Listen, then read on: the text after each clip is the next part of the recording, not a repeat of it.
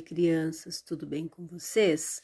Hoje eu vim aqui trazer um texto que foi feita uma reportagem sobre a máfia dos bichos.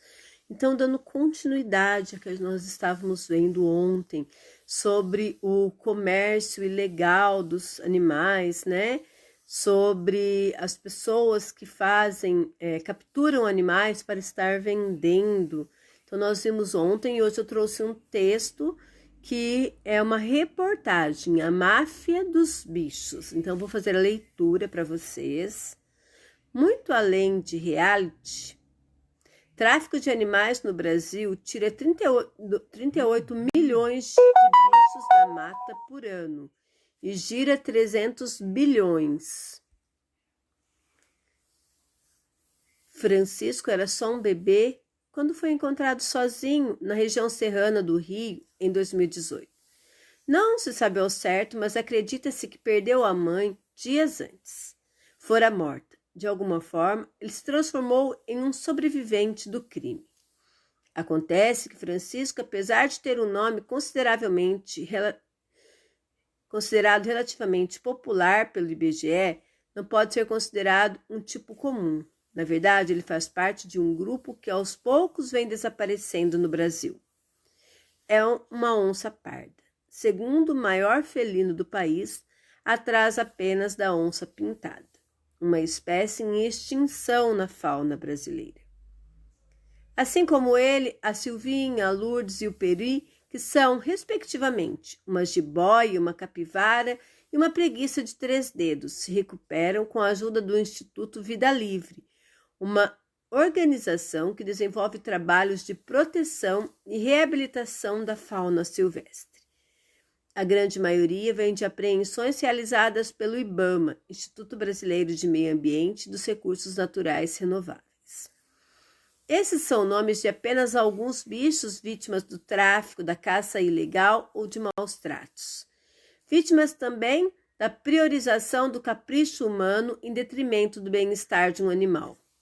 O país com a maior diversidade de fauna e dono de 20% de toda a biodiversidade do mundo, é também um dos que mais a desrespeita. Segundo as rentas Rede Nacional de Combate ao Tráfico de Animais Silvestres, a estimativa é que em todo ano 38 milhões de espécimes sejam retiradas da natureza brasileira. Vítimas do tráfico e da desigualdade social no Brasil tornam-se bombas relógios ecológicas que podem afetar todo o equilíbrio do planeta. Estamos vivendo hoje um momento de pandemia. E possivelmente o vírus começou em um comércio de animais silvestres na China. Mas as pessoas falam disso como se fosse uma exclusividade, uma peculiaridade da cultura chinesa. Só que a gente mora em um dos países que mais trafica bichos no mundo, que tem grandes pontos de comércio ilegal de animais, em feiras, em mercados de rua e sem qualquer controle sanitário. Segundo os dados coletados pelo ECOA com o IBAMA, o número de apreensões de animais silvestres sofreu uma queda em 2019 se comparado aos anos anteriores. Em 2017, um total de 1.224.402.000 em 2018 e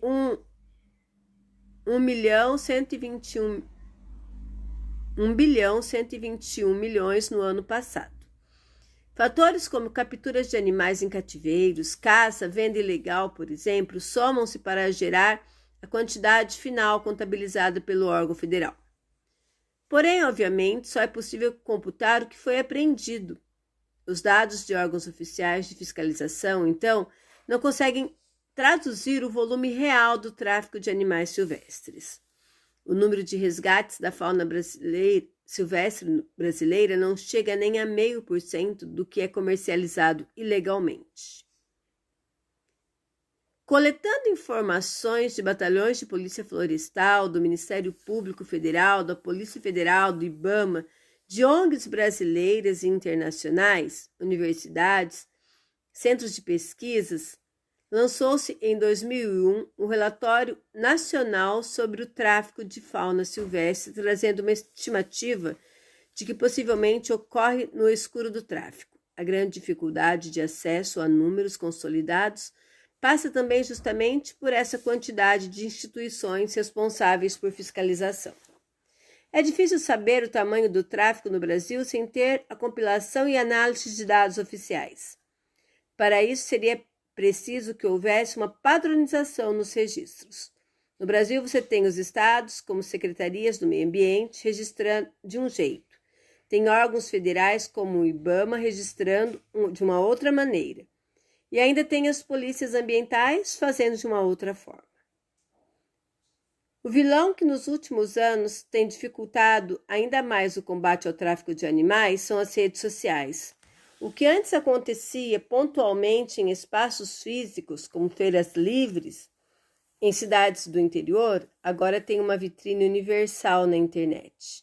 Mesmo agora, durante o período de quarentena, não houve diminuição dessas vendas online de bichos. A Renktas vem monitorando redes de tráfico também no ambiente virtual. O plano é lançar um novo estudo sobre os dados que a organização vem coletando virtualmente. Ele adianta um número assustador em um período de 5 meses. Foram 3.500.000 mensagens trocadas apenas em grupos de WhatsApp envolvendo a venda ilegal de animais silvestres. Mais de 80% dos bichos vendidos no Brasil são aves, e aqui há um consenso entre os dados de diferentes instituições. O IBAMA confirma que trabalha com a mesma porcentagens. São os pássaros os mais traficados. Os motivos são diversos: o hábito do brasileiro de ter passarinhos presos em gaiolas, a beleza do canto, as plumas das aves, que passam a ser exploradas em diversos níveis. Existem atividades que alimentam esse mercado. Ganha-se bastante dinheiro com o torneio de canto de passarinhos, a rinha de aves também. E a missão é conservar a biodiversidade por meio do combate ao tráfico de animais silvestres. Então, a gente leu aqui, né, uma reportagem falando sobre isso. O que é feito com os animais silvestres que são traficados no Brasil? Então, eles são vendidos porque tem uma beleza muito grande, principalmente as aves, tem a beleza do canto, tem as plumas, né? E tem o fato das pessoas gostarem de colecionar animais em gaiolas, né? E esses bichos, eles são vendidos, e o comércio gera muito dinheiro, por isso que continua existindo, até mesmo, né, a gente viu na reportagem, em épocas de pandemia, né? Nas palavras natural, agora na página 75, nas palavras natural, bolsa e Brasil, a letra L tem no final da sílaba e ela tem o som de U. E nas palavras enjauladas, couro e autorização, a letra U está no final da sílaba e também tem o som de U. Então, vocês vão ver que no final de algumas sílabas se usa o L e outras se usa o U. Então, vocês vão completar aqui para pro balde, maldade, aumento, altura, saudade, salgado e touro. E depois vocês vão copiar na frente com letra cursiva, tá bom? Cite 3 informações na reportagem que a Pro leu que vocês acham que foi pertinente. O que vocês aprenderam com essa leitura que a Pro fez? Vocês vão escrever lá no caderno, né? Vão contar que, infelizmente, ainda hoje é muito comum o tráfico de animais, que gera muito dinheiro, que a gente nem sabe direito a quantidade de animais que já foi traficada, porque cada um faz uma contagem de uma maneira, a Polícia Federal de uma maneira, o IBAMA de outra, as secretarias de ambientes dos estados de uma outra, mas se sabe que são muitos animais e que rola muito dinheiro em tudo isso, né? Vocês vão escrever no caderno de vocês com as palavrinhas de vocês. Por hoje é só. Eu volto amanhã. Um super beijo para vocês. Tchau, tchau.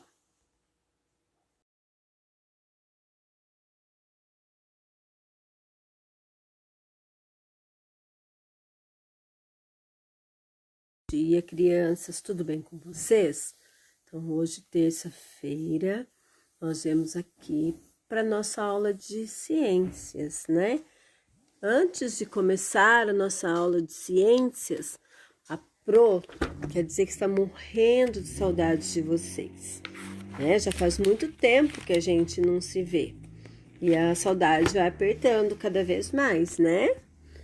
Mas como a gente não pode estar juntinho de forma presencial, nós vamos seguindo por aqui, de longe mesmo, com as aulas online, tá bom? Então, hoje, ciências, né?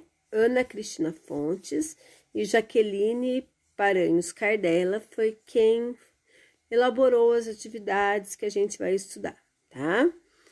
Eu queria muito estar de forma presencial com vocês nessa aula, onde a gente iria fazer, usando o globo e usando uma lanterna, fazer uma experiência, tudo para mostrar para vocês como que funciona esse movimento de rotação. Mas como não é possível, a Pro já deixou um filminho, né, na semana passada, eu vou deixar hoje um outro explicando ainda mais sobre isso. E eu trouxe aqui uma imagem. Vocês estão vendo? Aqui tem o Sol e aqui a gente tem um pedaço do globo. Então, quando a Terra vai girando nesse movimento que dura 24 horas, o Sol vai batendo com mais intensidade em um lugar, depois em outro, até que no giro vai ficar aquele pedaço da Terra específico vai ficar contra o Sol, vai ficar escuro, o Sol não vai estar refletindo nele. É quando nós temos a noite. E daí continua girando, fazendo a rotação lentamente, até que novamente aquele lugar, né, vai voltar a ter contato com o raio solar e vai novamente ser dia. Então, vamos pensar assim. Supondo que Santa Cruz do Rio Pardo fosse nesse pontinho aqui, tá pegando a luz do sol. Ela vai girar, girar, girar. Quando ela estiver aqui, ela vai estar contra o sol e vai ser noite. Então, ela vai continuar girando, girando. Quando ela voltar aqui, que ela estiver novamente em frente ao sol, novamente será dia. Então, este é o movimento de rotação, tá? É quando a Terra, ela gira e leva 24 horas esse giro, esse movimento da Terra, porque a gente já aprendeu que a Terra não é estática, né? Ela não é parada, ela faz uma movimentação. E essa movimentação é que chamamos de rotação. Na verdade, a Terra faz dois movimentos. Ela faz um de rotação, que é que dá os dias e as noites, quando ela gira em torno de si mesma. E ela faz um outro movimento maior, que chama translação, que é responsável pelo ano. Então, um giro completo da Terra forma um ano. Mas no momento, a gente está estudando o movimento de rotação, quando ela gira em torno de si mesma. E na apostila, vocês têm lá a imagem, né, da Terra em vários momentos, ela estando em contato com o Sol. E cada um é uma intensidade de iluminação, né? Além de ter o dia e a noite, dependendo do lugar que ela se encontra em relação ao Sol, é a quantidade de luminosidade que ela propicia. Então, logo de manhã, né, o sol está nascendo, ele ainda não está muito forte, mas quando chega ao meio-dia, quando o lugar que a gente se encontra na Terra está bem de frente ao sol, então a luminosidade é maior, torna-se até mais quente, né? Porque o contato está vindo direto, é como se fosse uma lanterna batendo mesmo, então está batendo bem direto e propicia o momento de maior claridade. Da mesma maneira que à noite, quando a Terra girou e ela está contra o Sol, tem que ser à noite. Então é escuro, né? Por quê? Porque ela não está recebendo a luz solar, tá bom? Hoje eu vou estar passando para vocês mais um filminho a respeito disso, né? E depois nós vamos lá no Você Sabia da apostila.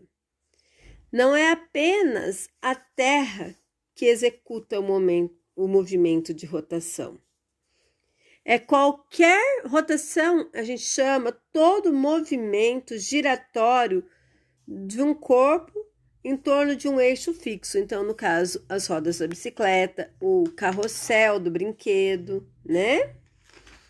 E depois que vocês assistirem o filminho, vocês vão lá na apostila de vocês e tem umas questões que vocês vão responder no caderno, na atividade de casa.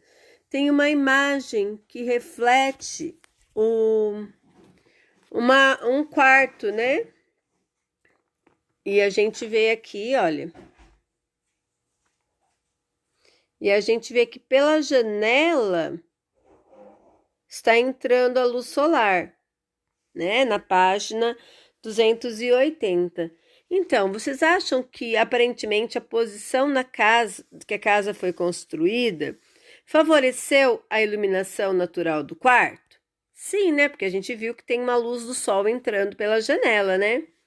E que benefícios que traz para os moradores?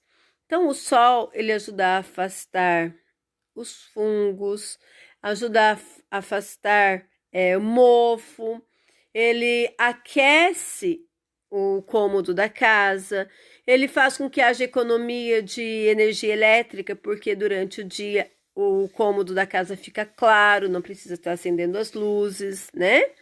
Então, são todos os benefícios do sol para os moradores que estão recebendo, né, essa iluminação natural do sol. E depois embaixo a gente tem uma imagem de uma cidade à noite. Então, deixa eu colocar bem aqui. Olha quantas luzes acesas nessa cidade. Então, lá na página 280, vocês vão acompanhar também. E essas luzes, eu pergunto para vocês, essa imagem, ela consome muita energia elétrica? Sim, né? Porque a gente vê que está muito clara, né? E vocês vão escrever para mim algumas dicas de economia de energia elétrica. Eu vou deixar um filminho falando um pouquinho mais sobre isso e vocês depois vão estar escrevendo para mim. E com base também na pesquisa que vocês fizeram, né, da energia eólica, que é a energia dos ventos, que é conseguida através do movimento relacionado ao vento, e da energia solar, que é a energia do sol, né, que a gente tem. Algumas pessoas colocam nas casas, né, aquelas placas solares para absorver a energia do sol, para economizar energia. Então, além desses dois tipos de energia, a gente também pode estar economizando a energia elétrica. Então, como que eu vou fazer essa economia? Quais os cuidados que eu vou ter no consumo na minha casa para eu não estar gastando energia elétrica à toa?